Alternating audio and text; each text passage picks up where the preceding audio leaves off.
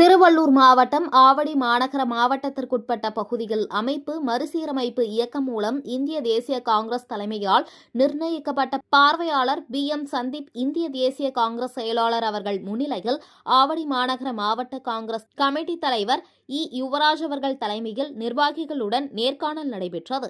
இந்த நேர்காணலில் ஆவடி மாவட்ட பகுதிக்குட்பட்ட அனைத்து நிர்வாகிகளும் கலந்து கொண்டு தங்களது மனுவை அளித்து உரையாற்றினர். மேடையில் பேசிய அமைப்பு மறுசீரமைப்பு இயக்கத்திற்கு தேசிய தலைமையால் நியமிக்கப்பட்டுள்ள திரு BM சந்தீப் தேசிய செயலாளர் அவர்கள் ஆவடி மாநகர மாவட்டத்திற்கு பார்வையாளராக ஆய்வு மேற்கொண்டு அப்பொழுது நிர்வாகிகளுடன் பேசும் பொழுது காங்கிரஸ் பேரியக்கத்திற்கு நேருவின் குடும்பம் இந்திரா காந்தி, ராஜீவ்காந்தி, ராகுல் காந்தி முதற்கொண்டு இந்திய மக்கள் 140 கோடி பேரை எப்படி பாதுகாக்க வேண்டும் என்பதற்காக எப்படி அரும்பாடுபட்டு தங்களை அர்ப்பணித்துக் கொண்டார். அதேபோல் நாம் காங்கிரஸ் இயக்கம் இந்தியா முழுவதும் வலுவடைய செய்ய வேண்டும்.